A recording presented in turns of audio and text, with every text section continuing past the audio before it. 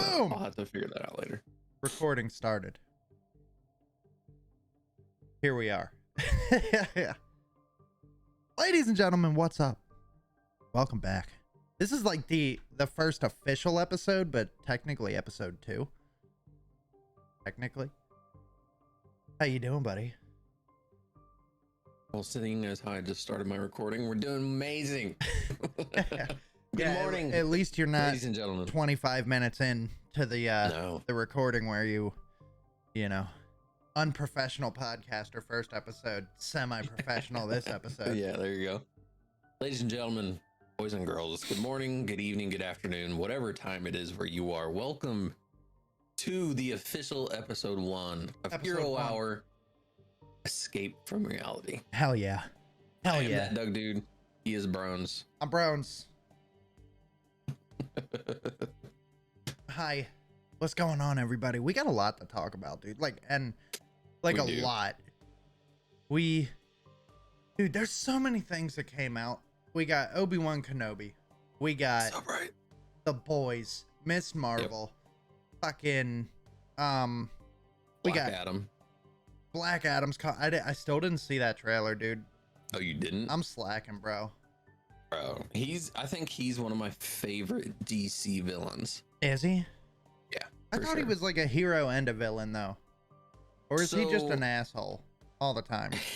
Yeah. So, originally when I was growing up, I thought he was just more of a, I'm going to achieve my goal. Mm-hmm. Don't get in my way. If you do, I'll kill you. Right. Fair enough. But reading his background and synopsis in our books, it just it writes him as a villain. So he's just a piece of shit. Yeah, so he's just, I think it's weird. So in the trailer, of course they changed it. So in the trailer, he was a slave. He was killed and brought back by a sacrifice from his son. What? As a god. Like, he was brought back as a god. Okay. In the comics, it's actually his nephew that brings him back. So that's an interesting twist that they've done. Maybe Okay. to make it more, not necessarily relatable, but Right. like, my son's love brought me back to life type situation. So Huh. I'll have to. I'm interested. I'm curious. I gotta check that out, dude. What I gotta do is I gotta start following everything on Twitter, like all of the like Marvel and DC shit on Twitter. Yeah. Because I completely missed the Black Adam trailer. Didn't even know that it came out. So I'm slacking, bro. I'm slacking. Well, I'm slacking on the things that I don't really know about, Right. Yeah.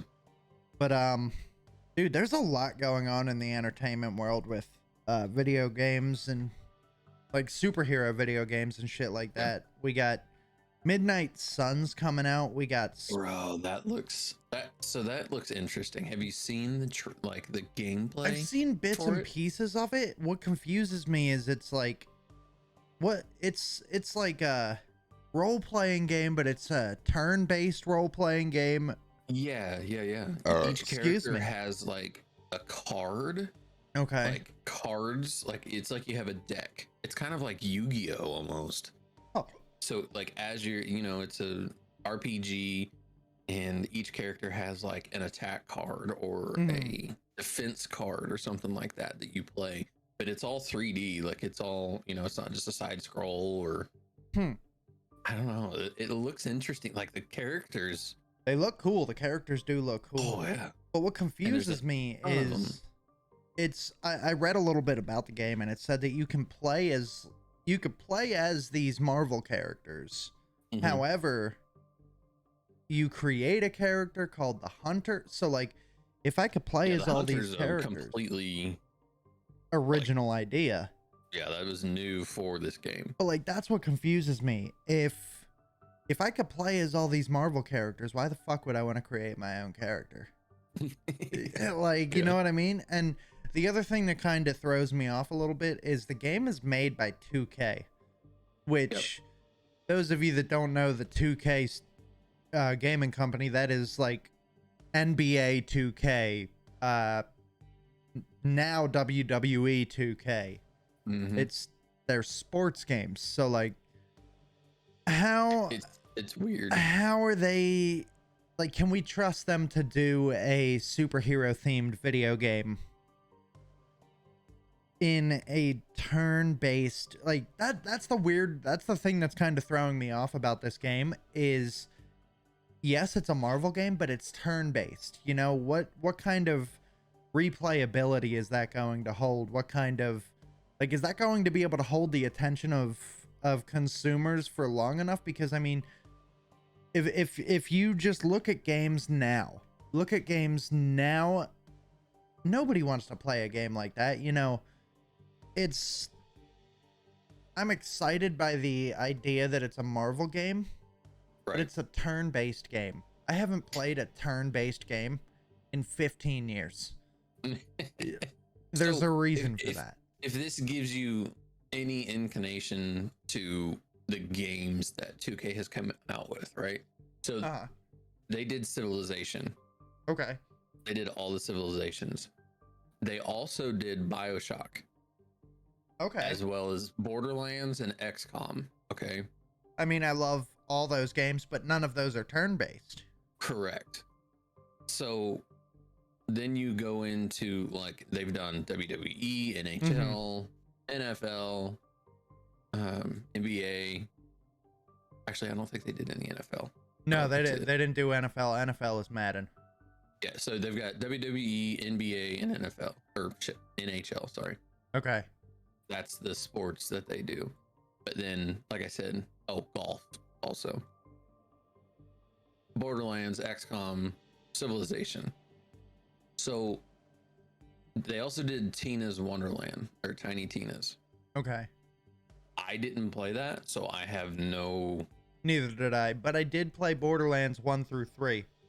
Right. Borderlands is amazing. They're great games, but I mean, but as far as turn-based, yeah, that's the thing that throws me off. If it was just a Marvel game, I feel like they'd be able to nail it, or not, maybe not nail it, but I feel like they would have a better chance at succeeding, as opposed to, you know, a turn-based game. Like, I saw the gameplay. The gameplay looks solid. The graphics look great. The character design is incredible. Even the original character that we get to create, the Hunter, you got 40 different superpowers you could choose from. That's a big category right there.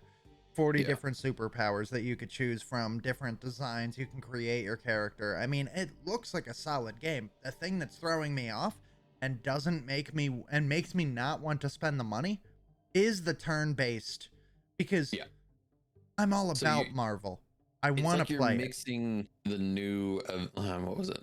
The new Avengers game with Final Fantasy. Right, exactly. That's exactly what it reminds me of. And that's what kind of throws me off. You know, I mean, I can get behind, let's see. Okay, so like I've played like 1 or 2 Final Fantasies in my entire life, but I did play Kingdom Hearts, which in a sense is kind of turn-based. You know, it's loosely turn-based, you know. It's now that I think of it, Kingdom Hearts isn't really turn-based, but Final Fantasy definitely is turn-based, at least a couple of them. Gotcha. They're turn-based, and it never tickled my fancy. Never. I was never excited about a turn-based game except for like Pokemon and Yu-Gi-Oh. You know what I mean? So that I would rather have kind of almost along the lines of Injustice. Yeah. Where you play a storyline with a character and you run into these characters, you do your boss fights or whatever you want to call them. Right.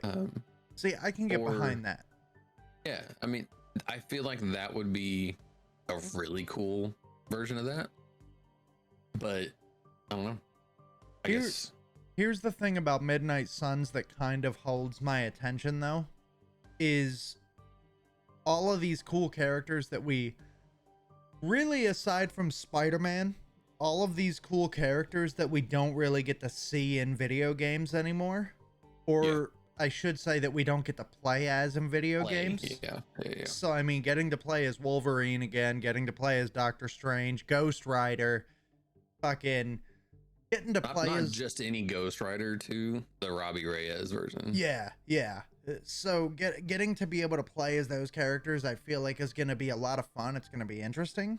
However, I think what really will sway my decision on if I'm going to buy the game is the price tag. If it's a $60 game, I'm not paying $60. It is.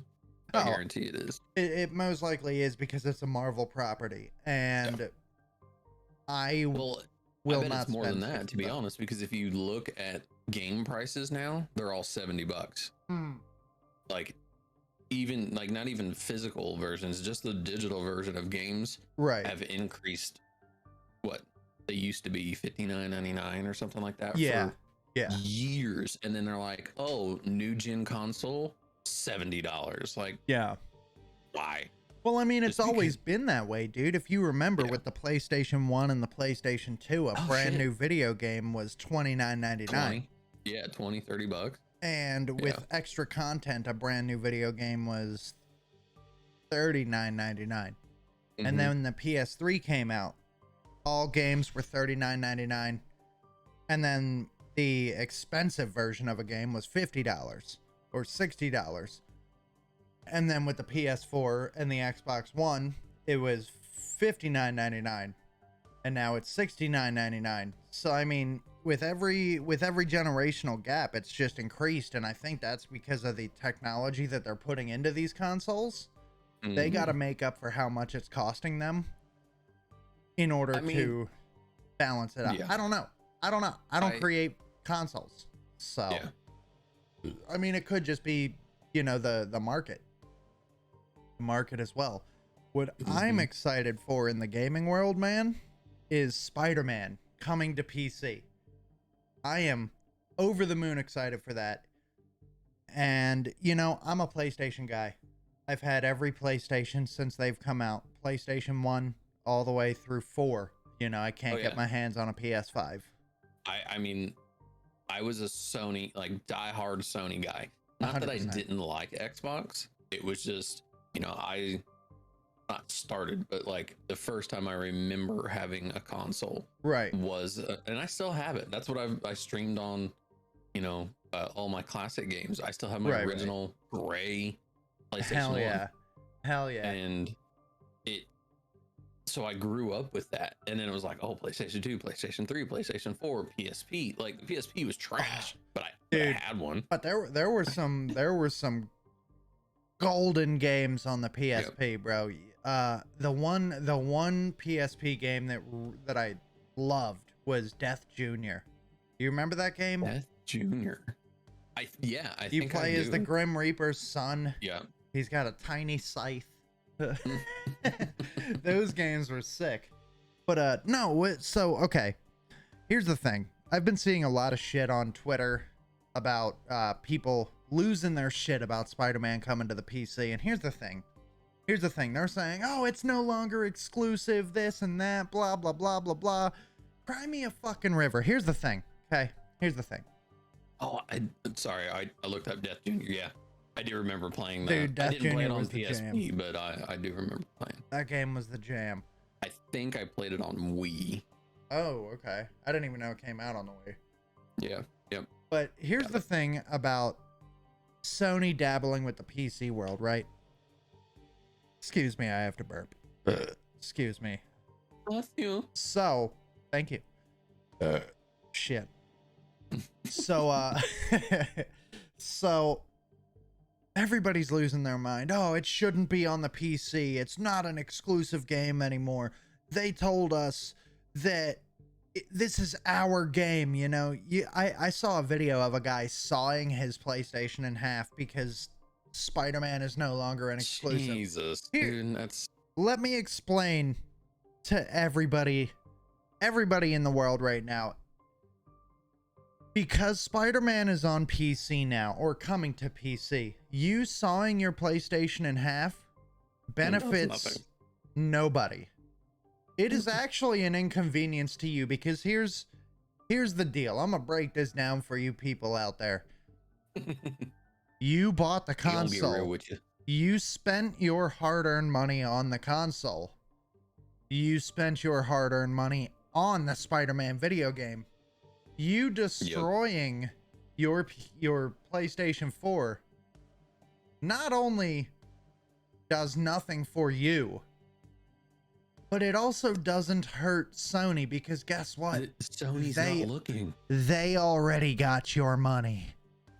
And here's the other thing. They're looking at you like, well, you're cutting your console in half that you spent $500-600 on, and we already have that money. And here's the thing, and I'm gonna say this loud. Okay, I'm gonna say this loud because not a lot of people seem to understand this aspect of it. You cut your $400 console in half to buy a $3,000 computer that the game is still offered on. That the game is offered on. So here's the thing. You just destroyed an affordable console. Not a lot of people have the luxury of getting a fucking supercomputer because a supercomputer costs thousands of dollars. You destroyed a $400 console that you could play the game on to protest the game coming to PC. It is still exclusive to PlayStation. PC players are going to be able to play it. Yep. Same thing goes for, wait for it, Microsoft! Yep. Who's been doing PC ports for the last 10-15 years. Right. And guess what? You PlayStation players still cannot enjoy the games that Microsoft is putting on PC. You know why? Because you own a fucking PlayStation. You don't own a fucking computer. You don't own an Xbox. So guess what? It's still exclusive to Xbox. So, I do and don't. I've never understood the exclusivity of games. Like sales. For sales. That's pretty much. That's pretty much it. It literally is because like, oh, I want to play Halo. Exactly. Right? Exactly. So you have to buy an Xbox to play Halo. Or guess what? Or a $3,000 PC. Yeah. So I understand that it's literally all about money, but at the same 100%. time, it's like we see now like Metal Gear Solid. Okay. Yeah. Metal Gear Solid started on PC. Mm-hmm. And then it went to a PlayStation exclusive. Wait, I thought it started on PlayStation. No, the original Metal Gear was a PC game. Really? Like way back, 86. Oh shit! Like before, yeah. That's crazy. I'll look. So, people are entitled, man. Oh yeah. I saw the entitlement on. This is my face. This on is Twitter. Very bright. I apologize. You're good. I saw the entitlement all over Twitter. Oh, PC players shouldn't be able to play this game. It's an exclusive to PlayStation. Well, guess what? It was exclusive on PlayStation for 4 fucking years. Yeah.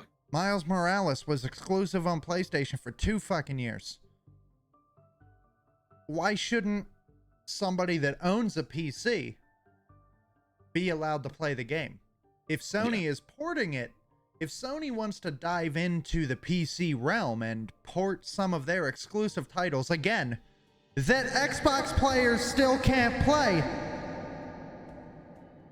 unless they have a $3,000 computer. Exactly. What's the fuck? Who gives a shit?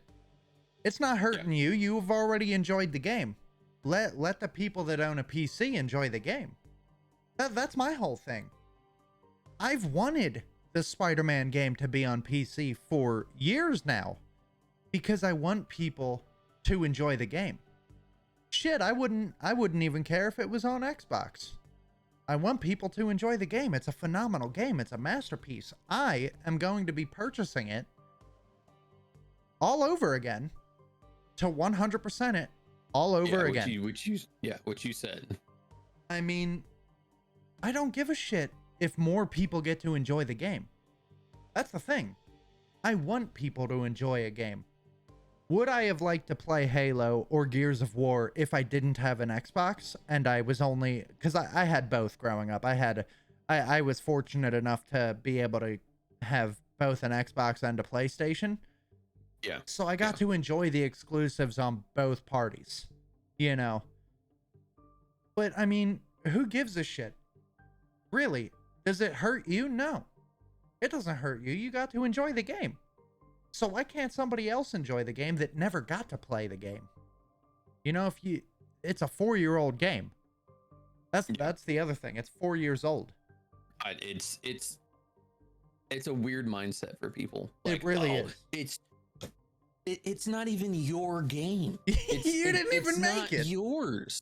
It is a company that's decided to expand their platform 100% to reach more people who don't have that availability. 100%. So let them. I've never been okay. So when they announced, again, Metal Gear is one of my favorite series ever. Oh hell yeah! Down. I've watched you play it. Yeah, I've literally played every single Metal Gear game there was, except for the original. Because really? I've never. Okay, you won't. I don't know if you'll know what this is, but MSX. Shit. Good luck finding one. Like, that's the only way to play Metal Gear, the original from 1987. Really? Basically, it's picture like a keyboard, right? And it's got different modes on it, and I think you have like cartridges or like floppy disks, and they go into the keyboard. Like, they don't go into a computer, they go into the keyboard itself. Like, you'll have to look it up. It's a MSX2. That's weird. Is what Metal Gear was played on. Anyway, I digress.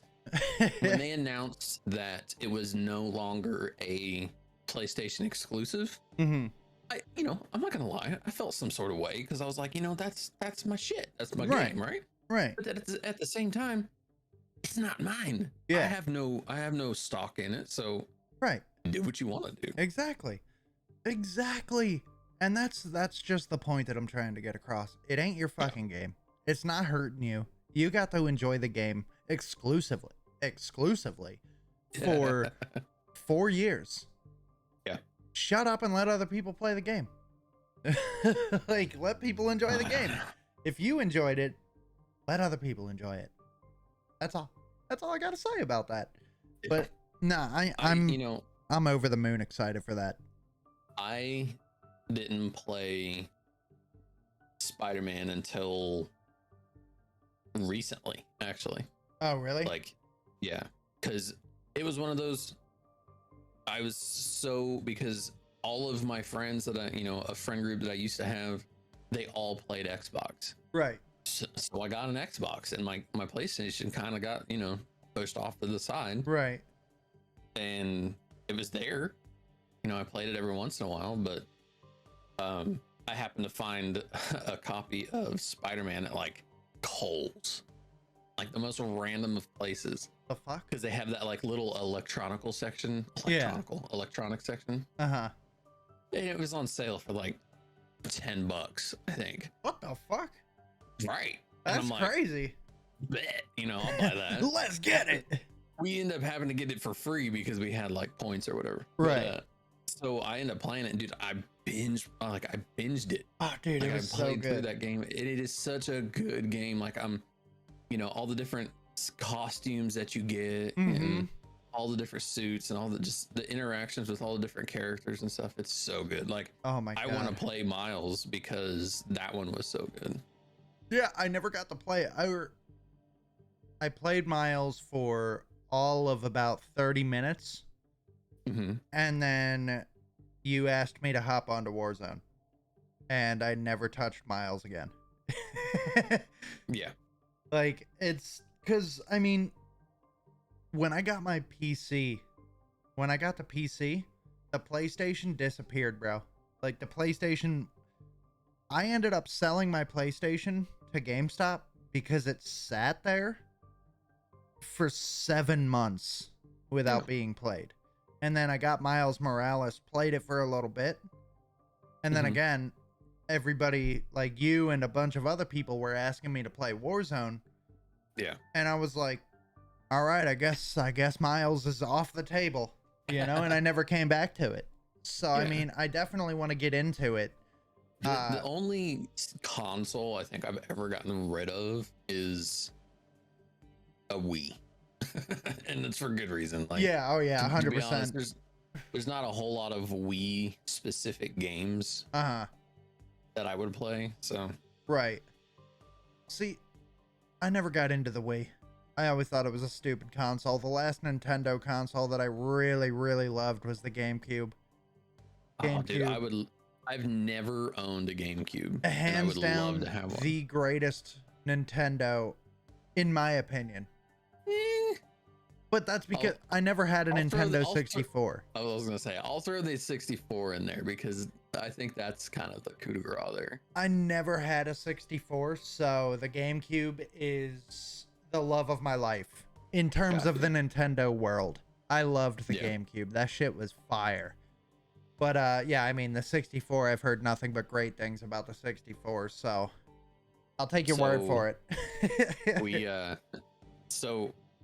I'm really close with one of my cousins, and you know, we were always at my grandparents' house, and he had an N64, and we played the shit out of that thing. Hell yeah. I'm talking Pokemon Snap, Pokemon Stadium, freaking Alt Mario, just anything you can think of. And I currently have that N64. Oh, really? It still works. Oh, it still works. Yeah, I played it. It's not like I've never played the 64. I just never owned it. You know, I played a lot of it at my friends' houses, but I never got to own one, which sucked. But you know, it is what it is. What other games are coming out? Oh, Gotham Knights. I don't know how I feel about Gotham Knights, dude. Like, I'm like hit and miss with it. You know, it's made by the guys that made Batman Arkham Origins, which is a very underrated Batman game. It's fucking incredible. But it's made by those guys following the death of Batman, where you get to play as the rest of the Bat family. You play as Nightwing, Batgirl, Robin, and Red Hood. Yeah. And, you know, I was watching the gameplay from WB Montreal, and some of the shit that I saw, I was just like, this is dumb. Like, what really threw me off was Red Hood jumping on like magical fucking orbs. Like, I was like, when did this happen? Gameplay. There we go. Because I haven't even watched the trailer, to be honest. So the game looks cool. I mean, I'm excited to play it. I want to play it. But I don't know. I feel like they're doing a lot. Excuse me. I feel like they're doing a lot. Let me watch this trailer here. Yeah. Nightwing and Red Hood official trailer. Ooh, that trailer was cool. The trailer was definitely cool. It's I don't know, man. It's weird though. So I don't know. I think we have too many games like this. Exactly. Like, bringing in characters that people enjoy. I get. Right. This literally plays exactly like Spider-Man. Yeah. Except it's like the knockoff version of Spider-Man. Right. Like, it's the version of Spider-Man that nobody asked for. You know, I would have been Mystical Leap. Yeah, the mystical leap. That where Red Hood is just a tactical character. Yeah. Like, he has no powers. Why the fuck is he jumping around with mystical leaps? Like, all right, well, I've seen enough. Okay, moving on. Apparently he gets that ability when he's resurrected from being dead, which is That was never in the comic books. You know, why the fuck is his mode of transportation mystical leaps? Like, it's stupid. Give him a fucking motorcycle and call it a day. I mean, Nightwing has a glider, for God's sakes. Like, yeah, last time I checked, we're not playing fucking Fortnite. You know, it's I don't know. Weird. I don't know. But let's move on from the video games. The video games aspect. We got a lot to talk about with these TV shows, man. Yeah. So let's go with Kenobi. Let's do that. Okay. Because you're an episode ahead of me. Yes, I just finished episode 3, which was incredible, dude. I saw a little like snippet of episode 3, and I'm like, I'll say this: Darth Vader is fucking terrifying. So, and you got to think too. This takes place 10 years after Revenge of the Sith. Right. So 10 years after Anakin became Vader. Yes.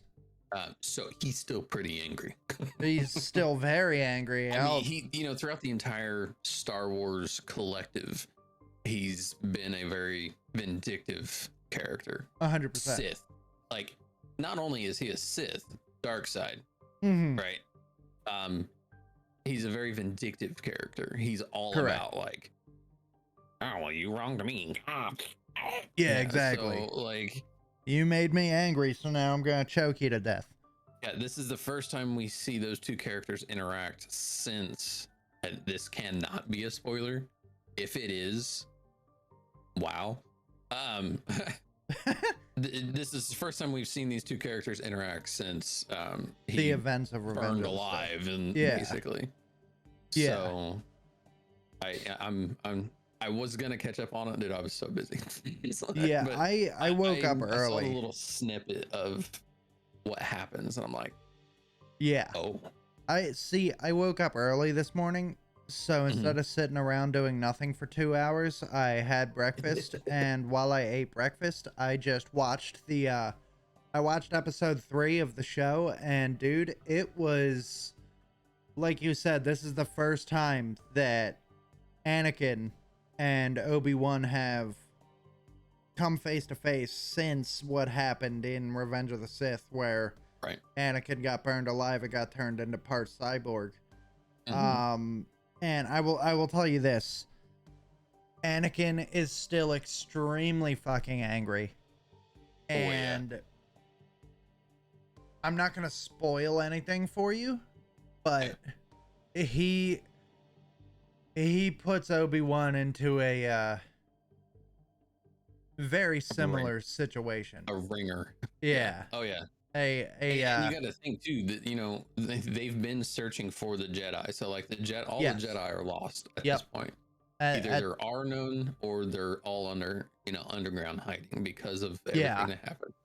100%. So he has been searching for Kenobi to seek his revenge, basically. Yeah. So 10 years of buildup. Yeah. Pent up aggression. Yep. So yeah, I'm excited to see how they. I kind of dig the character of Reva though. She's pretty dope, dude. Dude, she has seen okay, ladies and gentlemen, if you don't like a character in a TV show, movie, game, whatever, don't like that character. The actor, the voice actors, whoever, has nothing to do with it. If anything, that person is a hell of an actor because you don't like them, right? Yeah. Quit giving these people so much shit about, well, I can't believe you did this. It's not them. It's not that person. Not to mention, it's fake. It's fake. It's called acting. Has received racist threats, death threats, just why though? Constant, just like social abuse. Why? And I'm just like, what is wrong with people? Like what this person, she is not that person. Like what drove people to do that though? Like what drove people to get to that point of racially motivated attacks on her? And it's obviously that is something that we deal with that is terrible in this country, this world. but even still, like, just because the way I look at it is she is a badass character. She is a terrible character. You know what I mean? Like, Yeah. She's a horrible human being in terms of the television show. exactly. So if anything, that proves that she's one hell of an actress, because I was one episode in, 30 minutes in of this character, and I was like, I need her to die. Yeah. Like, you know, because if she portrayed that character so well. Oh, that it's like, 100%. Jesus. But yeah, the fact that that's happening to her, I can't believe. She's like, a dope character. You are not a Star Wars fan. You're not a fan of anything if that's how you treat people. Right, exactly. If Crazy. if that's how you're gonna act towards a certain person or act towards an actor for portraying that role, yeah, you are not a good human being. You are wrong. And it's not the first time this has happened, obviously. Like, did you ever watch Game of Thrones? Bits and pieces. I never like Okay. It was too long for me. Like, by the time I decided to watch the show, it was already like 5 seasons in. Yeah, you're talking 8 seasons, and each episode is like an hour plus. Yeah, exactly. So dude, the only time I watch TV is on the weekends. I cannot sit down and watch 10 hours of Game of Thrones on a Sunday. Yeah. So, the actor, the young actor, I mean, teens, who played Joffrey. Oh, that fucking dickhead was a absolute terror. I hated that kid. I won't even lie. I've seen a couple episodes with him. I fucking hated that kid.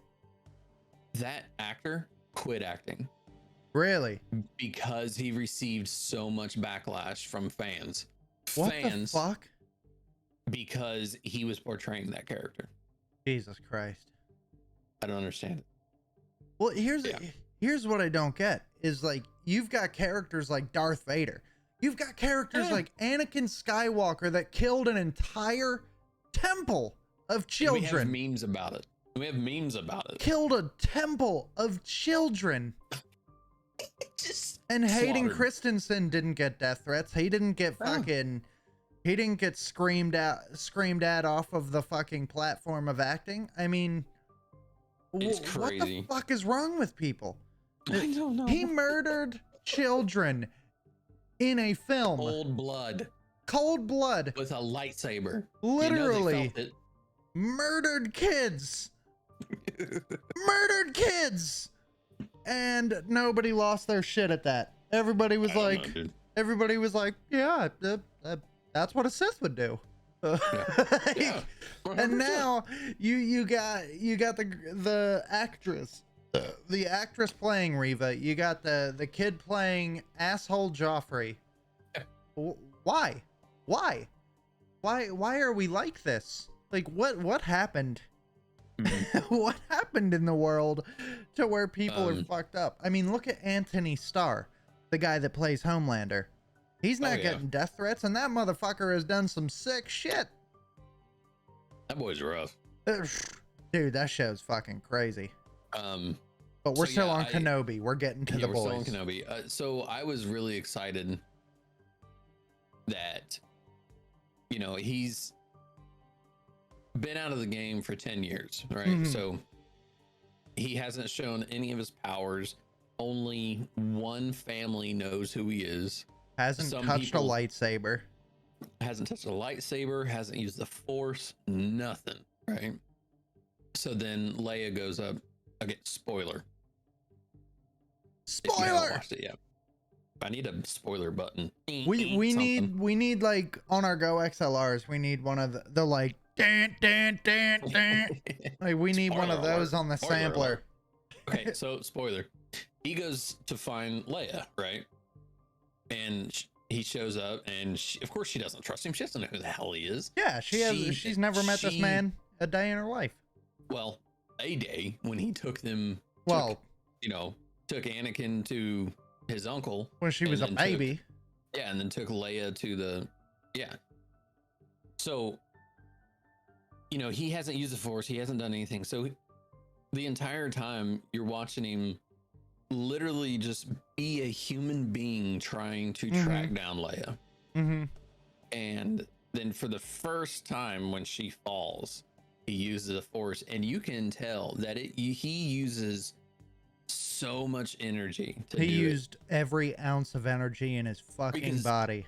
It used to be a second nature, like, you know, these are not the droids you're looking for, you know. Yeah. It used to be second nature for Jedi, but the fact that they've been in hiding, they haven't used any powers whatsoever. They live off the grid. He lives in a damn mountain, for God's sakes. Yeah.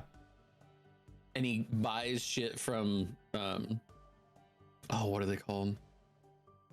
I forget their names every time. The scrappers. Jawas. There we are. Hello, Jawas. Those guys. He buys scrap from Jawas, like, you know, and he gets shit from Anakin's uncle. Like, he took that little ship, right? Oh yeah, model or whatever to him, and he throws it at him and be like, "We don't need your help." And just that the knife of him saying, he's eventually going to need training, right, Luke? Right. I keep saying Anakin, it's Luke. That Luke's eventually going to need training. Right. And he's like, you mean like you did with Anakin? And you can just see it in his face. He's just like, fuck. He's like, fuck. I mean, he's never going to live that down. Oh, no. I mean, would you? No. How could you? Yeah. You know, how could you live that down? down? Disciple to be on the, you know, the good side of things, and he's doing well, and all of a sudden, I mean, within an instant, it was like he found out that the dark side was more powerful, blah blah blah, right, and instantly turned. I mean, he didn't even hesitate. You could see the turn of events in that movie. Yeah. Yep. Well, he's not coming back. Like, there's no bringing him back. Well, I mean, and you always saw that with Anakin, though, throughout the movies when Anakin was young and he was, you know, Obi-Wan's apprentice.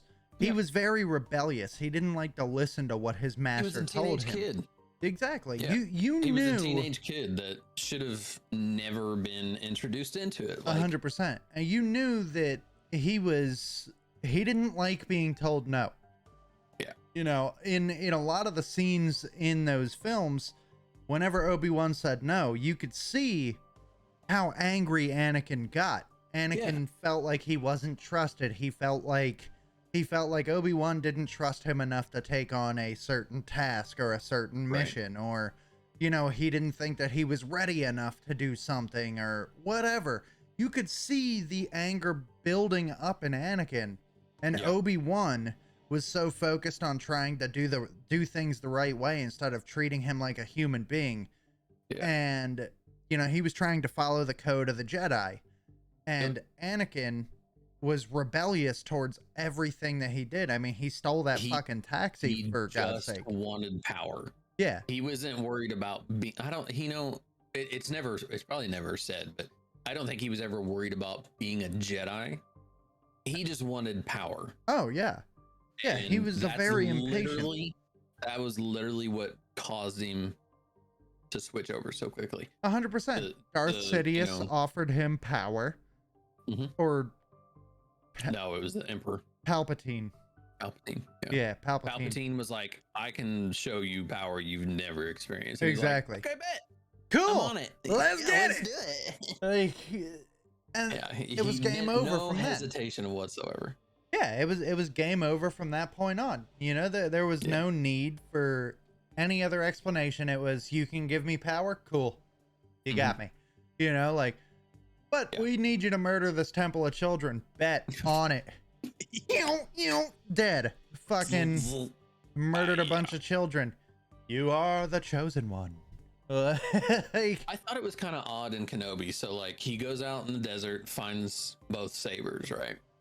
Speaking on the sabers real quick. Okay. The fact that motherfucker remembered exactly in the desert where he buried 2 lightsabers. Movie magic, man. Movie magic. Insanity, dude. I'm just saying. Motherfucker didn't even have a compass. if you think about it, Rey also buried a lightsaber. That's true. Like, how do you know? You didn't mark it. Like, how do you know where it is? It's been there for 10 years, and you're telling me there was no shift in the geological or geographical fucking terrain. I'm not even gonna go as far as just a shift, but you're telling me that the sands didn't move enough. Yeah, right. That man only dug down what, 6 inches. Yeah. Again, movie magic. I digress. Fucking hilarious, dude. I caught that immediately. I was like, yeah, like I thought it.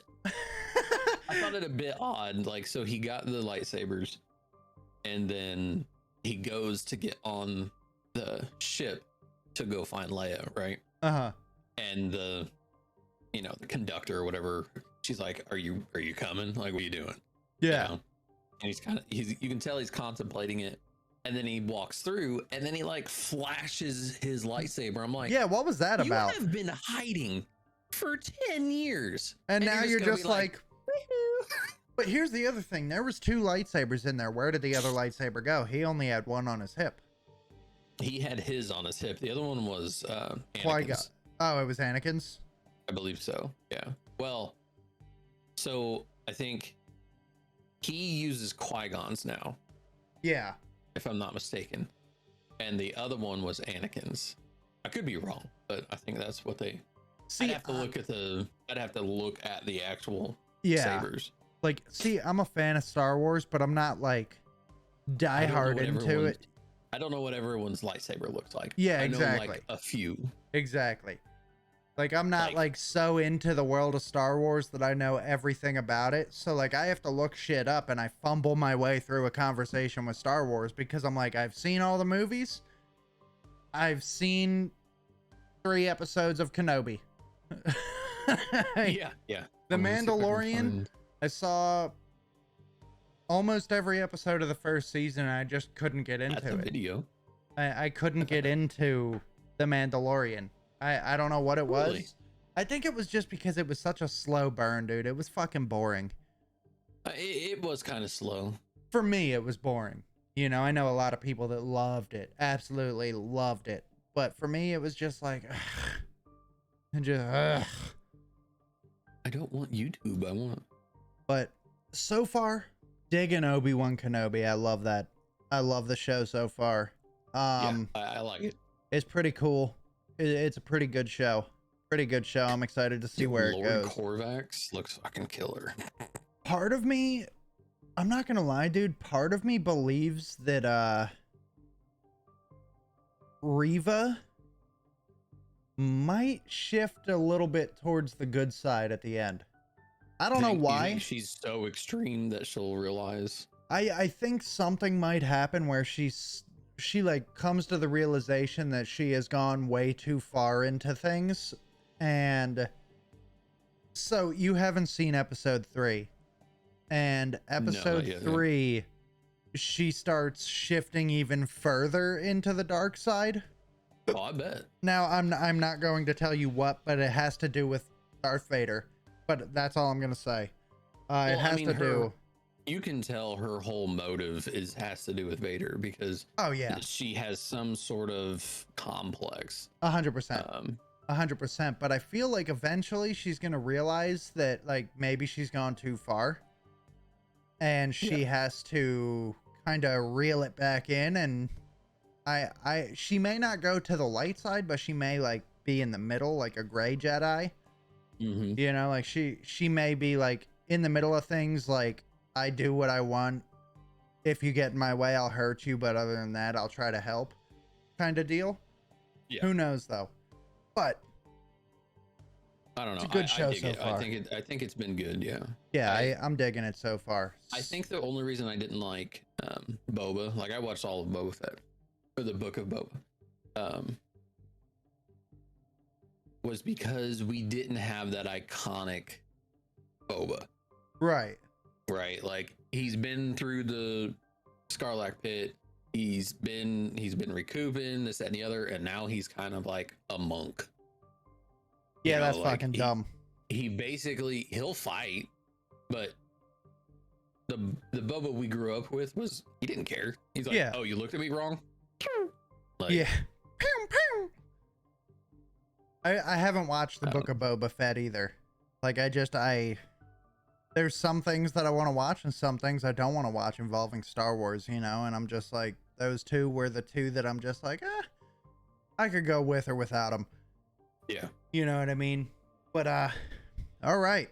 We've talked a little bit about Ben Kenobi and all that good stuff. Let's talk about the boys a little bit. Bro. I just we gotta address the elephant in the room with the boys. Now, if you guys haven't watched The Boys, this is like the D-class superhero show. Right? Yeah.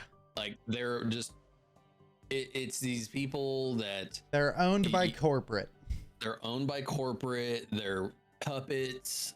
You find out later on, spoiler, they're not natural. They are like given compound V to get their powers. I wouldn't say it's a spoiler because we found that out in like season 1.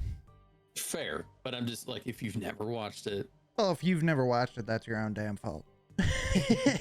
we're too far along. Yeah, I mean, we're in season 3. Season 3 is spoiler territory. Season 1 and 2, if you haven't watched those yet, what are you doing? But dude, so first off, this podcast is going to go over an hour. We've already been 51 minutes in. It's fine. And we haven't even gotten past the entertainment aspect of anything. So we've got a little bit to go. We're good. But dude, The Boys, episode 1, the first 12 minutes. This is a spoiler for those of you that haven't seen it. But dude, it's so bad. Can we what was his name? Termite, the knockoff of Ant-Man.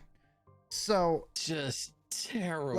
Let's set the scene for our listeners. Yeah, here you go. Termite just had some kind of viewing, some kind of like, I guess, promotional thing, right? Some kind of promotional thing. Yeah, he was like showing off his abilities. Yeah. And so him and his boyfriend, they go into a room. They start doing copious amounts of drugs. They start doing a shitload of cocaine. And, things start getting a little hot and heavy. They want to do some sex acts on each other, but not just any sex acts that are, 1, not possible, and 2, unthinkable. So, for those of you that haven't watched the show, Termite is the knockoff version of Ant-Man. Well, the Ant-Man of The Boys. But the one thing that he can't do is if he coughs, sneezes, loses focus, he cannot maintain his size. Right. So, Ant-Man, he has the suit and the PIM particles. Exactly. This guy can just do it at will. Yeah. But if he coughs or sneezes, he'll go back to normal size. So, and I've never done cocaine, but I've seen people sneeze a lot after doing so. So yeah, just a precursor to this. So, him and his boyfriend, they were doing a bunch of cocaine, getting in the mood, getting ready for the sexy, so his boyfriend says, "Hey, I want you to crawl inside my penis and treat me nice from the inside." Yeah. So Termite shrinks down to, termite size, massive lines of cocaine that are just taller than him. And then a big old penis head just right there. Like you see, like, as this, again, we're trying to paint you a picture, and it's a pretty crazy picture. It's a graphic picture, man.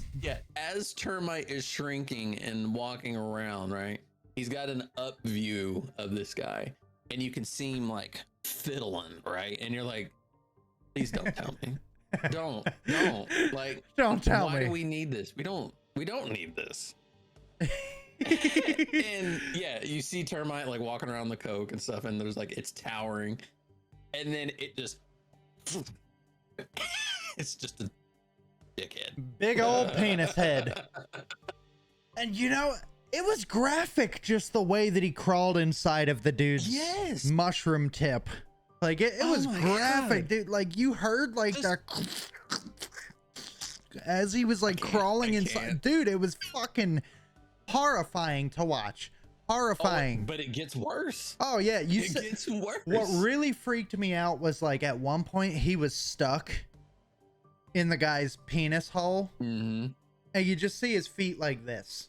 You see his feet like this. Yes. And Okay, you so yeah, he doesn't just like yeah, he split doesn't the like waves and and woo! walk right in, right? He literally runs at it and like and like jumps in and his feet are just dangling out. I'm like, so here's how what I are we imagine. watching? Here's how I imagine he got in.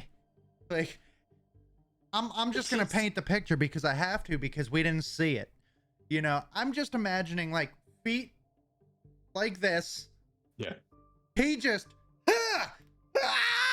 pulls himself in and just No. so we're gonna open up. Now we've got a camera shot from back here. Inside. Termites in front of you. Right. Yeah. Termites in There's front of light you. behind him. Yep. You see the light from the slit in a wiener. And you know, we're inside of the penis at this point, and Termite is walking around He's like, going like this, you know, stroking the walls of this dude's dick, and you see the guy, he's enjoying the shit out of it. well, yeah. And he's like, get to the prostate. Yeah. You know, and we see it.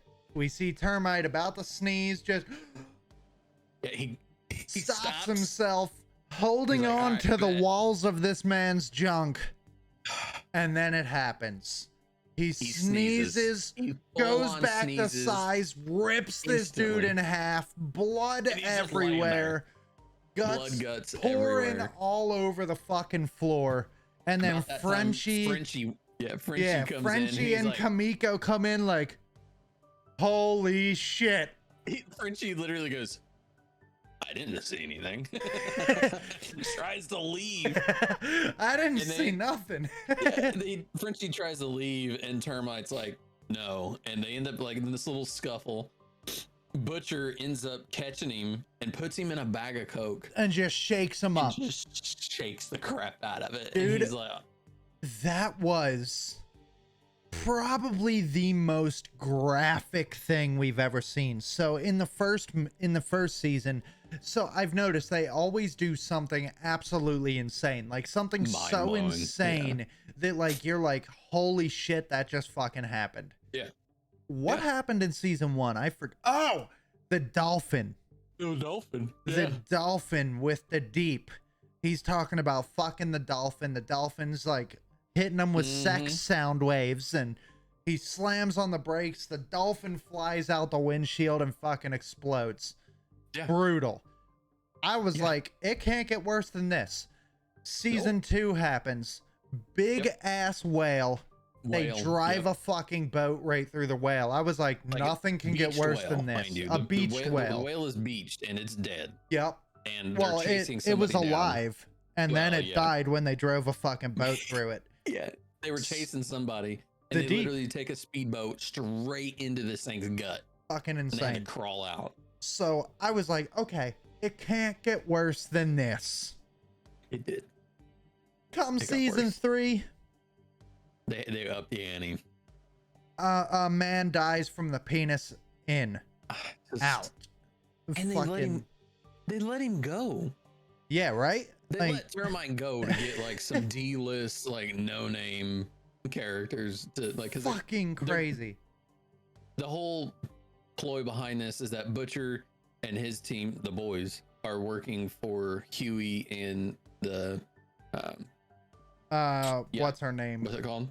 Security, or it's like the FBI of soups, basically. Yeah, it's the FBI of soups, the Federal Bureau of Superpowered. Something. Yeah. But Something's- they're working for them, and what they're doing is they're just collecting these soups that are terrible. So they've been after Termite for a while. They catch him, but because Butcher put him in a bag of Coke and damn near OD'd his ass because They had to let him go. they had to let him go, but he gave up like three 3D F-list listers, soups. yeah. Yeah. I just So- was like, holy crap, dude. Dude, this show is fucking insane. Like Yeah. this show is, for those of you that don't know, The Boys is based off of a comic book, Mhm. which is just as insane as the TV show, but worse. It's much worse. There's So, things in there that you can't.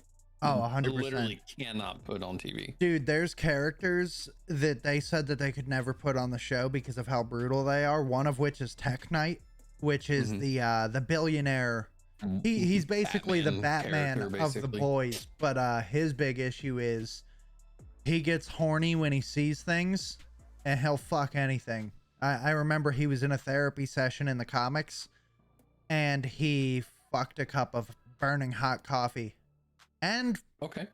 to completion, finished inside of the coffee. And then he died in the comic books. You know how he died? Do you know how this man died? Syphilis. One would hope. So Right, like, in the comics, there was a planet or a meteorite. There was a meteorite that was coming for Earth. okay. They sent Tech Knight up there to fuck the meteorite.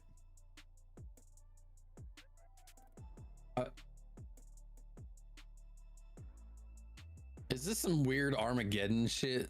Bro, Did they he have sent- a nuke in his dick. They sent Tech Knight up there to destroy the meteorite, Huh. and there was a slit in the meteor that looked like a vagina. And Where? all of a sudden, next panel, you see Tech Knight hugging the meteorite, just humping away.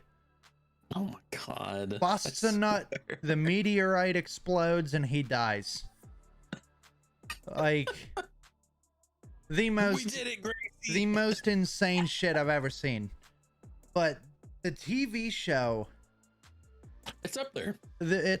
it's crazy. It's up there. And this season they are bringing the greatest fucking story from the boys in Soldier Boy. Hero-gasm, dude. No, Hero-gasm. Oh, okay. It's an all-out orgy of soups. Oh, they are bringing that in. Yeah.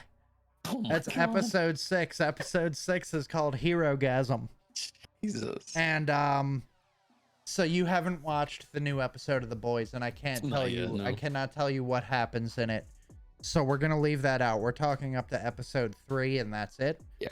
But Hero-gasm, for those of you that don't know, in the comic books, Hero-gasm, all of the soups, Homelander announces on television, it's basically an Avengers level threat.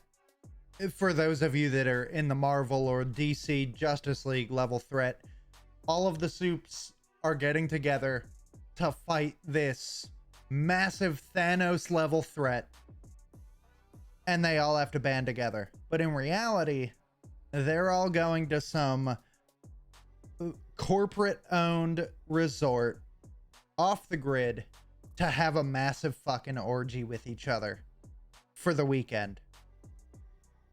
That is Hero-gasm, and it's coming to the show. It is Unreal. It is the most insane moment in the comic books, and there's one hilarious part that I'm really hoping that they put into the show. And this is not a spoiler because the episode hasn't happened yet. There's It's a part prediction. there's a part in the comic books, and this is the one of the first times that you ever hear Black Noir speak. Like while he's got the costume, because obviously in episode 3 we hear His him team. speak before his face is all fucked up. Yeah. But in the comic book, one of the first times that we hear him speak, it's during Hero-gasm, and Huey is running through the sewer underneath the resort because they found out where Hero-gasm was and they want to kill some soups. Right. Huey's running in a sewer system. Black Noir captures him, pulls his pants down, and sticks his thumb in his asshole. And all you see, the first thing Black Noir says, "Good soldier." Fuck, man. What? Who wrote this and how high were they? Like, good Bro, lord. if they don't put that in the show, I am gonna be so upset, dude. Because that is fucking hilarious. Just good soldier. Doesn't say anything else. And Huey Wow. is scarred from that moment on. Well, yeah, wouldn't you be? Now, there is one thing that kind of throws me off about the character of Black Noir. So, in the comic books,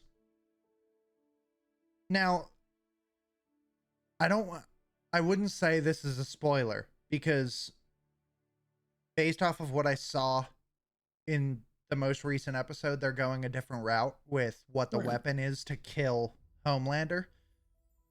So, in the comic book, the weapon to kill Homelander is Homelander. Huh. I'll explain. Okay. What you learn in the comic book is that Black Noir is actually a clone of Homelander. He reveals himself to be a Homelander clone. And that is how Homelander is killed. He's killed by himself. But in the comic books, we know that Black Noir is not a clone of Homelander. Right, yeah. Obviously. We learned that in episode 3. But dude, the show's really fucking good. Like, really good. I love that they brought the Compound V into the show because that's a huge thing in the comics. Huge thing in the comic books. There's a new Compound V now. Yes, there's the temporary Compound V, which so far isn't so temporary. Yeah, it lasts a pretty long while. Supposed to last 24 hours. Yeah. And dude, can we talk about how fucking spoilers? Can we talk about how brutal that shit was with Gunpowder? Gunpowder? That was dude. Well, so I feel like that was a bad idea for Butcher to have V because he has so much hatred towards soups to begin with. Right.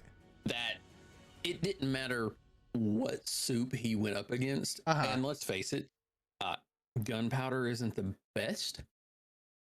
He can shoot and he can ricochet bullets. Well, is he really even a soup? I don't know how he is considered a soup. Because based off of what they've stated about soups, you have to have powers, correct? And if I'm not mistaken, Gunpowder is basically the Deadshot. Deadshot is from DC Universe. Gunpowder is basically the Deadshot of the boys, right? No powers, just expert marksman and can hit his target. You know, if I'm not mistaken, I'm pretty sure Gunpowder is not enhanced, right? Oh, okay. So yeah, it says he has enhanced accuracy. Oh, okay. All right, whatever. Enhanced sight. And then superhuman durability, because as he's getting beat the shit out of by Butcher, imagine if that was a normal person, one punch and they'd be done. Yeah. Right. Okay. So the fact that he got his ass handed to him by Butcher and took the hits, like that's what it is. That's his we powers. also learned in that episode that Soldier Boy is a pedophile.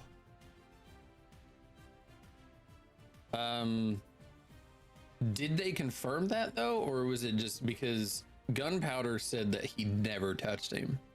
Well, Gunpowder said that he never touched him, but there was that complaint that Gunpowder put out to Vault. Remember? There was that complaint that Gunpowder wrote saying that Soldier Boy touched him inappropriately and then fucked him in the mouth. Mouth fucked him. You know, so there's some underlying rape issues there between those two. But so the show is just weird, man. It's a crazy fucking show, and I'm excited to see where it's going. So there was episode 3 was pretty wild too. Oh, we got to talk about Vicky, the head popper lady. Yeah. Nadia. Why the fuck did I think her name was Vicky? Isn't that her like adopted name. Like I think so. Her real name is Nadia. Yeah, And she's yeah. Vicky now. I think. Yeah. But dude, that alleyway scene, Mhm. holy shit. Huey saw something that he should not have seen. I'm also. We don't know who that guy was. Troy. Yeah. Like, he obviously had powers because he like launched her ass into. Yeah. He like threw her into a dumpster. Yeah. So like we have no idea who that character was. And probably won't because his ass No. got splattered. Yeah. Yeah, his ass got fucking splattered into the earth. But dude, this show's just crazy, bro. It's just a wild ride from start to finish. There's always something crazy. Yep. I mean the final episode that you saw, episode 3, I mean, let's be real here. The Deep is more of a joke than Aquaman is. Dude, I honestly don't like watching him in the show. Really? I really don't. I just, every scene he's in is just like, it could not be there. And would be perfectly fine. He's like the joke character, man. I mean, He is.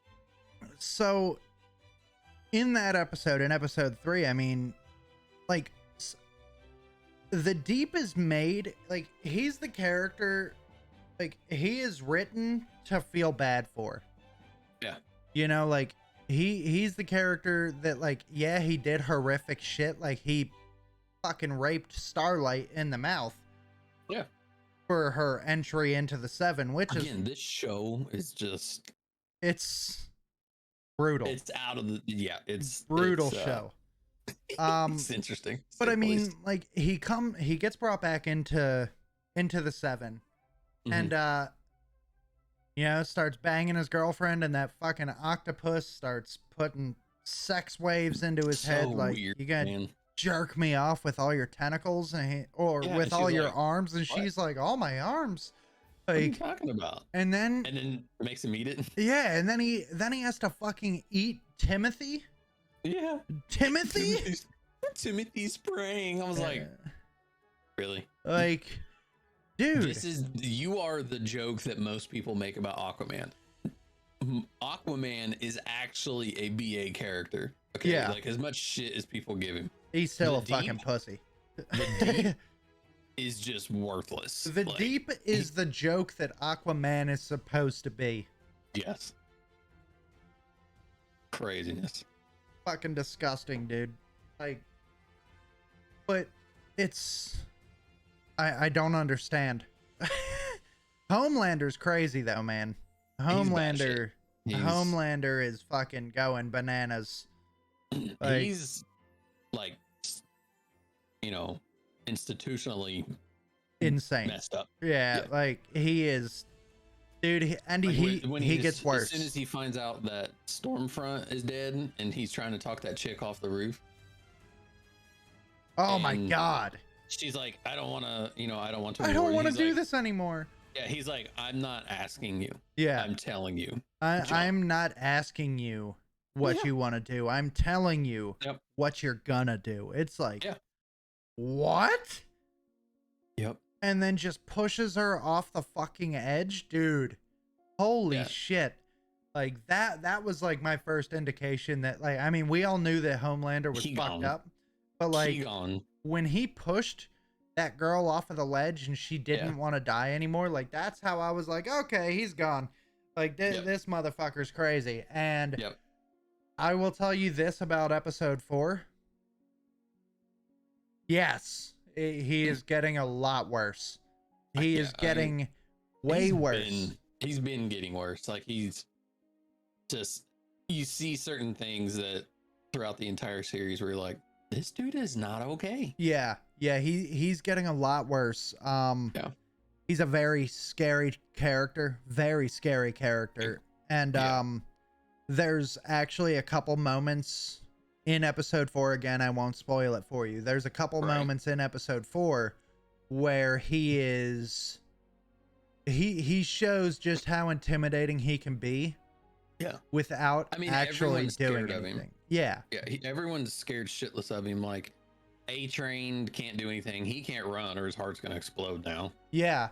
I wonder if So- they're gonna. I wonder if that's ever gonna change again. I bet he's gonna hit more V. I bet he will. I think he will as well. I bet he's gonna get frustrated or something and break down finally, and he's gonna Yeah. just be like, "Screw it, I'm hitting the V," and he's probably gonna die. Most likely. So, So, real quick, Yeah. before we get to the books, I want to hit on Miss Marvel real quick. You know, it's only one episode, so this is going to be this could be a quick portion. yeah. I Did you? haven't watched it yet. Okay. But I know, but I'm not worried about any spoilers or anything because I know nothing about the character. Okay. I So know she has like cosmic abilities. yeah, but I don't know that's it. I didn't know much about the character either, but so for those of you that don't know who Miss Marvel is, her name is Kamala Khan. She is Mhm. the first published Muslim superhero in the Marvel Comics. She is the first Muslim character to become a superhero, which is fucking awesome. And she's been around a while too. she's been around for a little bit.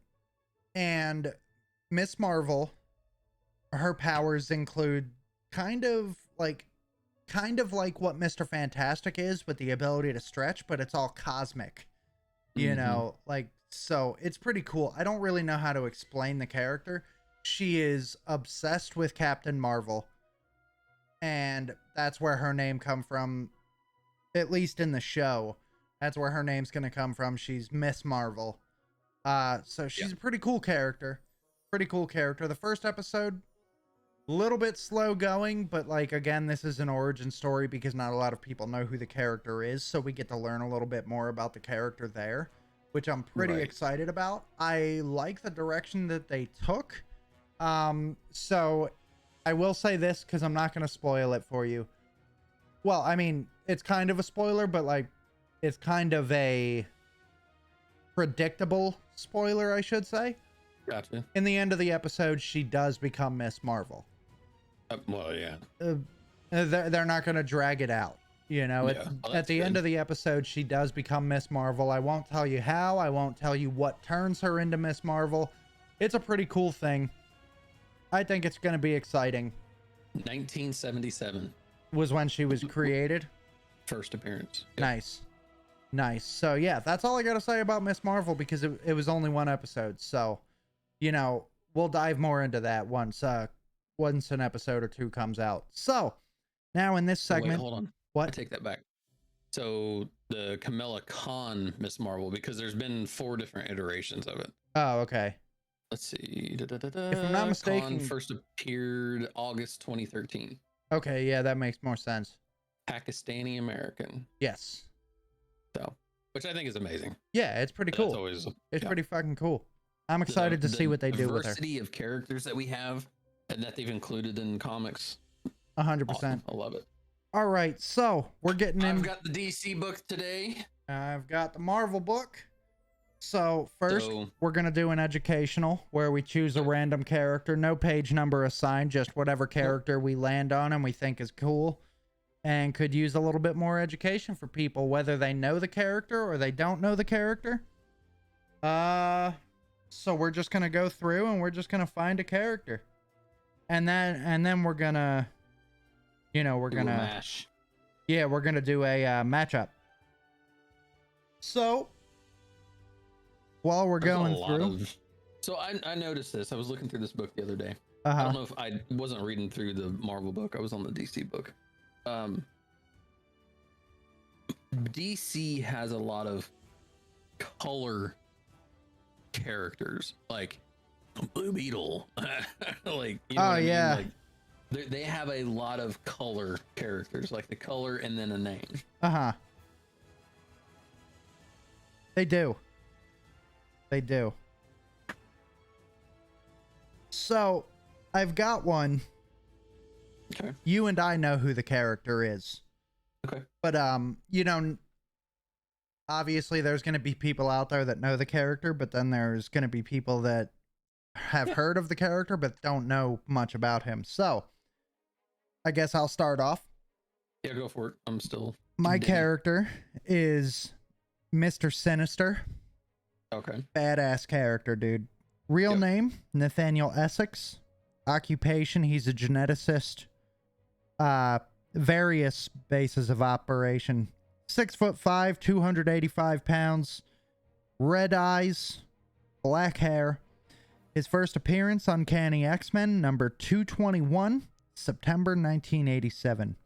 His powers include enhanced strength and durability and some command over his own genetic structure. Essex's advanced knowledge of cloning allows him to transfer his intellect into a pristine new body whenever his current one starts to wear out. Little rundown on who this character is further past. Dr. Nathaniel Essex was recruited by Apocalypse, who enhanced his genetic structure, bestowing him with virtual immortality and superhuman physical attributes. Taking the name Mister Sinister, Essex continued his forbidden experiments into the secrets of mutation and played a hidden role in the upbringing of the Summers brothers, Cyclops and Havoc.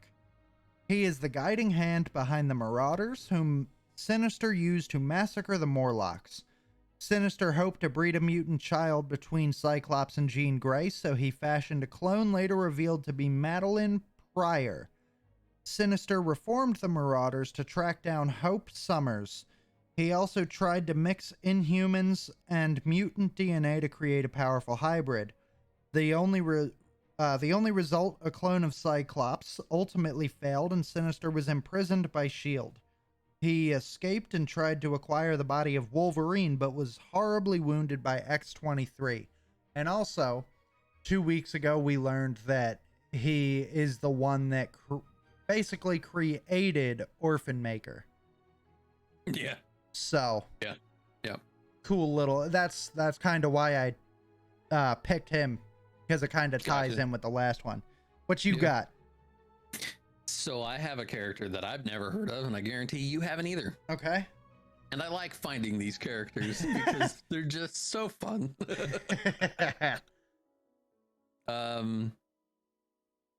Her name is Granny Goodness. Oh my god. Debut was Mr. Miracle, May through June 1971. Base is Apocalypse. She is 7'10". Jesus Christ! 256 pounds. Blue eyes, white hair. As far as powers and abilities, Granny has superior strength, agility, stamina, and mental capabilities. She's a canny tactician, accomplished warrior, and apocalyptic technology. Has access to it. Oh my god. Her enemies are Mr. Miracle, Big Barada, and Desaad. Desaad. Affiliations, Darkseid's Elite. Okay. Born and raised on Apocalypse, the woman named Goodness was taught, like all Insians, of a hellish world, the cruelty and ambition that the only way to improve life and status. As one of the lowlies of Apocalypse, oppressed. What am I reading now? Oppressed peasant class, she was removed from her parents to train as a hound. What As the part fuck? of her as part of her military interdiction, to prove her absolute obedience, Darkseid forced Goodness to kill her beloved dog Mercy. Oh my god. This act earned her the Dark Lord's admiration and a place as one of his hounds. When her master seized control of Apocalypse, Goodness murdered his despised mother. Oh my god. Oh my god. What the fuck? I just... Always busy, Granny imperiled Earth after imprisoning the Olympian gods, triggering a war between the Amazons and the US. Oh my... what? She posed as Athena to recruit humans as New Furies. Although Granny was destroyed by Infinity Man when he began killing new gods, her spirit possessed Alpha Lantern Kraken. Oh, what the fuck? So there's another character I need to look up. Alpha Lantern Kraken. She attacked Green Lantern's homeworld before being captured by Hal Jordan. So, okay. What? And it gets better. Oh my god. She's like Thor. Like she has a suit like Thor and a cape. Holy shit. I love these characters. So, okay, real quick, touching on Orphan Maker, I was thinking about it, bro. I was thinking about it. And this is before we do our mashup. Yeah. I was thinking about this. That's right. Who the fuck wakes up one morning and says, I'm going to create a character and name him Orphan Maker? Like, how bad was your childhood or your life? Like, were your parents just assholes? Like, fuck you, dad, I'm going to be amazing. And then you go off and you create this character named Orphan Maker who just murders the parents of other mutants. Like, I question a lot of what these characters' names are and their backstories and stuff. like, dude, I looked up the creators. It's a married couple. And they're older. And you know what character the wife created? What's that? Apocalypse. And he came up with. They are not the same. They are not built the same. Like, he came up with Orphan Maker, and she came up with Apocalypse. like, dude. Like, how dangerous do you have to be? Like, what kind of life did you live before you created Apocalypse and Orphan Maker? I don't understand. That's fucking crazy. All right. For the matchup, yep, I am going to choose a double-digit page. Okay. So we're going to start early into this encyclopedia. I'm going to go with page. Let's hit page 42. Now, if page 42 is an event, like Civil War or anything, yeah, we'll just go a page down or a page up. Okay, I got you. All right, so page 42. Let's see what we're working with here. And the way we're doing this is we'll give you some background on the character before we name the character. Yes. And I'll see if you can get mine, and I'll see if I can get yours. All right. Okay. Okay. You might know this character. Okay. All right. I absolutely would hope you know this one. Okay, you might know this character. Okay. Oh fuck, I can't give you his real name because his name, like his character name is in there. I'll give you the first two names because it's first, middle, and last. Okay. So Carl Amadeus, I'm not going to say his last name. His occupation, he's a sorcerer. Okay. He lives in a castle. Again, I can't say the name of the castle. Okay. And it's located in Transylvania. He's 6 feet in height. Okay. He is 250 pounds. Brown eyes, black hair. First appearance, Strange Tales, number 111, 1963. August. His powers include separating his spirit self from his physical body and traveling through space and unaffected physical laws. He can mentally control others and can hurl magical energy bolts. Who is he? Well, you got a really good hint with his occupation. Yeah, and I know the name. I do. I will say I cannot think it's of his not character. Dracula. No, it's not Dracula. No. I can't remember. Oh wait, hold on. Is it Van Helsing? No. I can't remember. Is Van Helsing even in Marvel? I think so. He might be DC actually, or he may be. Hold on, he may be just like independent. Okay, I'll give you a hint. Anyway, I'll give you a hint. okay. His last name starts with an M, and he is a Baron.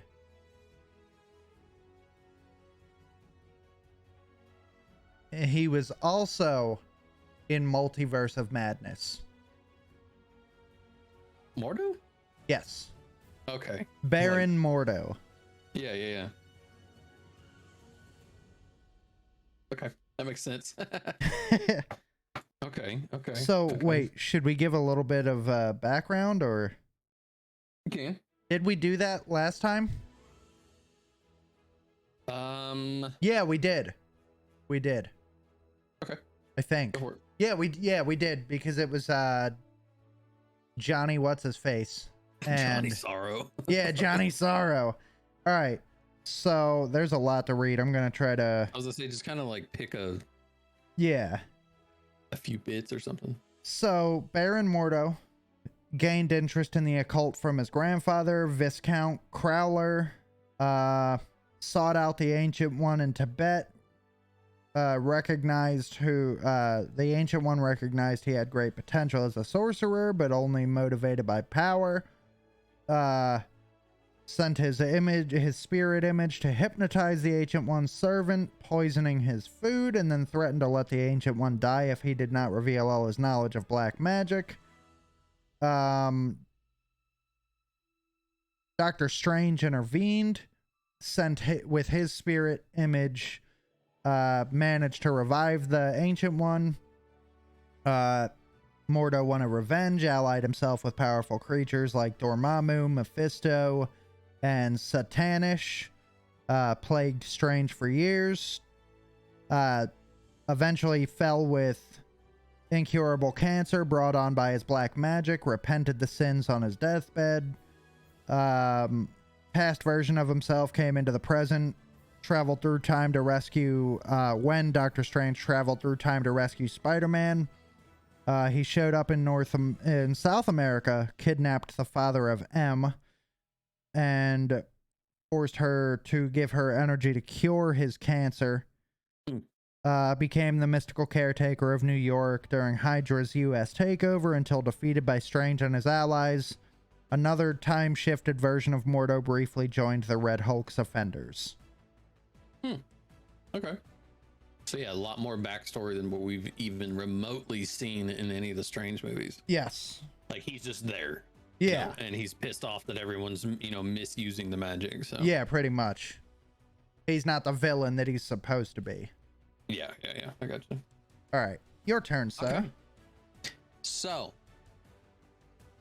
a lot of what I can give you is going to give you a lot of hints. That's just all I'm saying. Okay. I'll just okay.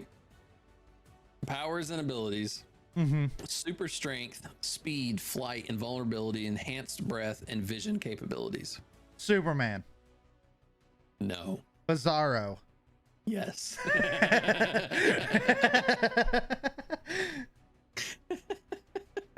Like anything else, like I could have gave you his debut, which was Superboy, 1958. His base is Hell.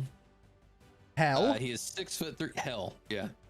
He Oh. is 6'3", 255 pounds, black hair, black eyes. His allies include Red Hood, Artemis, and Lex Luthor. And if you didn't know, Lex Luthor actually created Bizarro. Yes. Yeah. His enemies include Trigon and Black Mask, and he has affiliations with the Outlaws. Yes. So Lex Luthor created Bizarro to combat Superman. yes. Gotta remember to include that. Yeah. So, okay. The whole concept behind him, Bizarro is a Frankenstein-like monster with a heart of gold. Yes. Although he was originally created by Lex Luthor, he has gone on to prove that he has a moral character far superior than that of Lex, possessing many Kryptonian attributes, albeit warped and twisted. This heroic clone of Superman fights for truth, justice, and the Bizarro way. I thought you were gonna say the American way, and I would have loved that.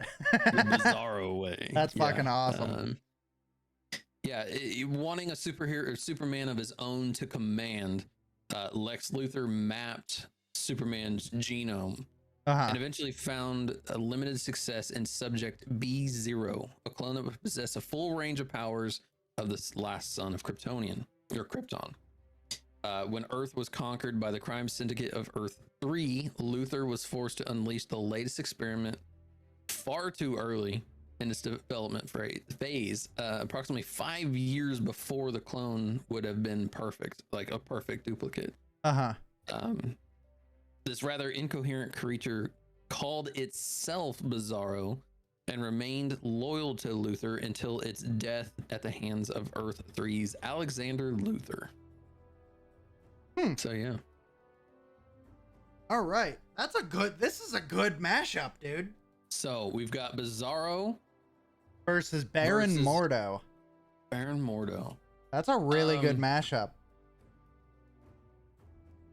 I don't know, man. Bizarro has gone through the ranks, and I mean, he is a Superman character, albeit a little flawed because he's kind of a cyborg slash, dead. Like, yeah, he looks like he's like the zombified version of Superman. But he still has all of Superman's powers. Like, even though he was, the finished early, he still has all the capabilities. Right. Like, him and Superman go toe to toe with each other. Right, exactly. So, yeah. Damn, that's a really good fucking challenge. Versus mystic abilities, Yeah. Well, I mean, so this is a tough one only because they're both very powerful characters. I guess we'll just, based off of what character we choose, we'll just defend that character and try to come up with a reason on why they would win. So like I'm literally just picturing it in my head. Again, these two characters are pitted against one another, right? So you're talking like death match, celebrity death match. Right. If you will. Bizarro may be, he has a heart of gold, and he's kind of like Android 18, where he has a heart of gold and he's kind of a gentle giant. But right. if you put him in a fight, he has every Kryptonian ability at his whim. I agree with that. Whereas Mordo, whatever, he has the abilities of his sling ring. He doesn't necessarily have like any of the relics, right? So it's just his cosmic abilities are, right. See, here's the thing with Mordo, where I feel like he could win with how strong Bizarro is. He's got all the Kryptonian abilities of Superman. He's got all of Superman's abilities. He's extremely powerful. Like you said, we've seen Superman and Bizarro go head to head, and Bizarro has even gotten the upper hand on multiple occasions with him. Oh yeah. However, in the description of what Mordo can do, we've seen that Mordo can separate his spirit self from his actual body. So I feel like if he was able to get a good distance on Bizarro and then separate his spirit body to take over Bizarro, he could use Bizarro to hurt the ones that are closest to him, such as Red Hood and the rest of the Outlaws. Right. So I mean, if Bizarro was able to just come in and one and done him, Bizarro could win in a clear fight. But we all know that that's not how these kinds of fights happen. No. And Mordo, next time on Dragon Ball Z. Exactly. Like, this is that status. It's like a next time situation, Bizarro may be able to get the upper hand. I mean, so Mordo he's a human being. Sorcerer. He's a human being that was able to tap into abilities. black magic and sorcery, and he is a very powerful wizard. However, you take that sling ring away from him, he no longer can use his black magic. He can't fucking do anything. You know what I mean? He's just a person. Exactly. He's just a person. But there's not much you can't take anything away from Bizarro, because if you're bringing these two into the universe, right? Mordo has no thought process of kryptonite. Right. So it's not like he's gonna be like, oh, I need kryptonite and then I can make him super weak. You know? Right. But at the same time, Bizarro doesn't have any knowledge of the dark arts or magic. Right. Yeah. So it's a tough challenge. I mean, I would have to say that I feel like Mordo would be able to get the upper hand if he was able to use his magic in the way that he does, I mean, but on the other hand, it's Bizarro is fucking Superman. Yeah. Who do you think wins? Like,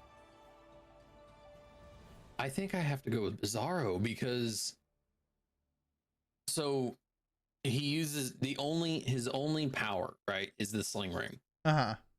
Right. That's, if he doesn't have the sling ring, he can do nothing. Right. He's just a guy that's standing there. He has access to the powers, but so Superman or Bizarro having all of that knowledge, and if he's able to see that he's using the sling ring to create this energy, these powers or whatever. Yeah. That's the first thing he's going after. Right. And he has super speed, super strength, all of the above. He's going to fly in, get to the sling ring and crush it. That's the first thing he's doing. And then he's going to flick him in the forehead and send him across the universe. But how does he know what a sling ring is? That's the thing. He doesn't know what this weird ring thing is on his hand. He doesn't even know that that's the source of his magic. That's what I'm saying. I don't know. I think I still have to go with Bizarro. I don't know, man. So Mordo's a very smart man. We've seen that in the comic book, or in the movies. We've seen that. He's not the villain that we know in the comic books. However, Bizarro has a heart of gold, as you've stated. I feel like Mordo could use that to his advantage, because Mordo could send his spirited self to have a conversation with Bizarro, be like, listen, man, we're friends. We're cool. Yeah, you don't gotta hurt me. We aight. I don't know. And then he could trap Bizarro in some kind of dark magic box. Yeah. I don't know, bro. That's a tough one, but I'm leaning more towards Bizarro on my side. You're killing me, because I like Bizarro. I do. Yeah. But I mean, Bizarro is fucking stupid. Bizarro. He's a brute. He's a brute. He's not an intelligent person. When he gets into a situation, when he gets into a fighting kind of situation, a fight or flight, if you will, he is just... He's like a Hulk smash type of character. He's like, Hulk smash, Bizarro kill. And he starts attacking things. You know what I mean? Mordo doesn't have a damaged intellect. He doesn't have a broken brain like Bizarro does. Bizarro is a one-trick pony where Lex Luthor just says, Bizarro, go hurt that guy over there. Bizarro smash! And just start destroying shit. Whereas Mordo could come up with a tactical strategy on how to defeat Bizarro. Right. Bizarro's got the brute strength, but he doesn't have the intellect. He doesn't have the thought process of how to, fight. He doesn't have the thought process of how to end a situation. It's kill or be killed is what Bizarro's thought and process sometimes is. and that prevails sometimes. Sometimes. Most times, you know, like, I don't know. That's a tough one. It is. It's Leave a it to the very viewer. tough one. I If you personally, stuck around, let us know. I'm leaning towards Mordo, man. Okay. I'm leaning towards Mordo with this one because I mean, Here's the line of Mordo and Bizarro. yeah. And I'm like, I'm scrubbing the edge. Yeah, That's where and I'm at. I'm Like, scrubbing not the full, edge. You know, 100%. I'm scrubbing the edge of Mordo, dude. Like because I mean, I want to say Bizarro would win because of the abilities that he has. He shoots one laser beam at Mordo. When Mordo's distracted, he's fucking toast. However, Mordo's trying to, you know, do some magical shit and like laser beam to the head. yeah, but see, it's we have learned through the Doctor Strange films that it's unless you're Ned Leeds, it's doing this for half a second isn't going to put your life in danger for the most part. No. For the most part, you know, I mean, with Ned Leeds, it was. Yeah, well, come that's on, man. Ned had no clue what he was doing. So exactly, it was come on, man, any day now. But you see characters like Wong where he's just like, whoop, ching, fucking yeah, like he's a fucking wizard, just like it's. And we've seen it. We saw it in Multiverse of Madness. Just in a split second, every one of them were like this and had shields protecting the entire fucking dojo, palace, whatever the fuck you want to call it.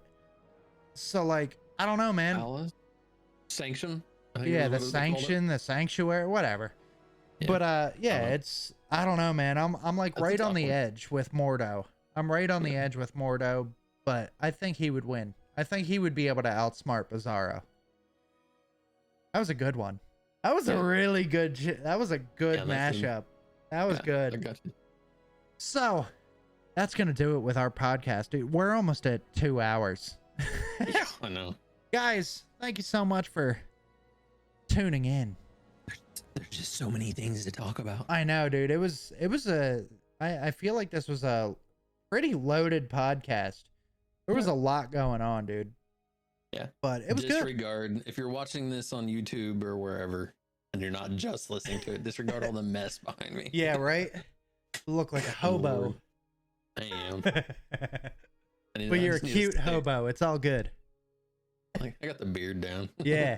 I don't have the beard down. I look like I'm about to go churn some fucking butter.